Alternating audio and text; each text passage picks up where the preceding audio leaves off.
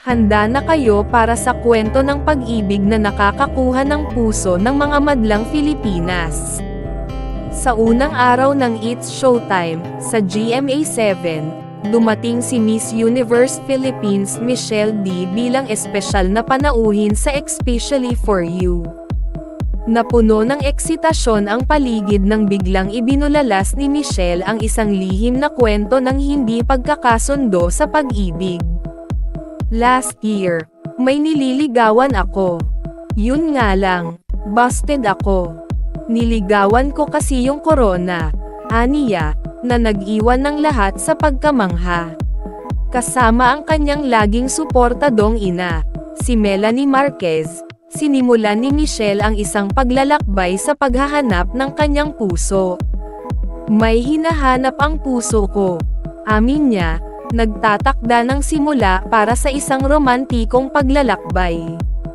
Si Melanie, nakilala sa kanyang pagiging matalino at nakakatawang mga banat, nagbahagi ng kanyang mataas na pamantayan para sa magiging kasintahan ni Michelle.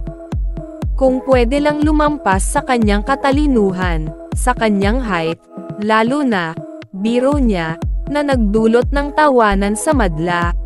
Si Michelle, matapos na 4 na taon maging single, handang magbukas muli ng kanyang puso. Pinalamig niya ang kanyang mga pangarap para sa kanyang ideal na kasintahan, binibigyang diin ang mga katangiang masipag at matalino. Gusto ko talaga masipag, matalino, goal-driven, deklara niya.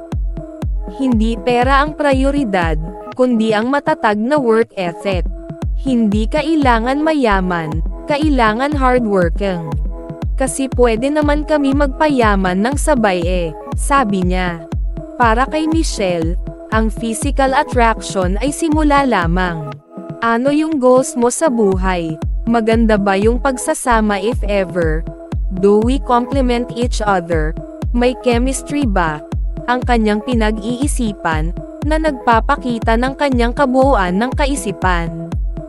Sa pag-unlad ng segment, lumitaw ang 3 mapagkakatiwalaang kandidato, Kevin, Martin, at Oliver. Mula sa simula, may pagtingin na si Melanie kay Oliver, ang mabait na abogado mula sa Cebu.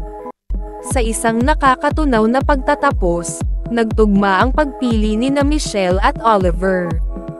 Siya ang pinili niya, na nagbigay ng saya at pag-asa para sa mga susunod na pangyayari. Nagtapos ang segment sa isang mahiwagang sandali ng pagkikita ni Michelle at Oliver. Ang kanilang mga ngiti nagpapakita ng kasiyahan ng bagong nadiskubreng koneksyon.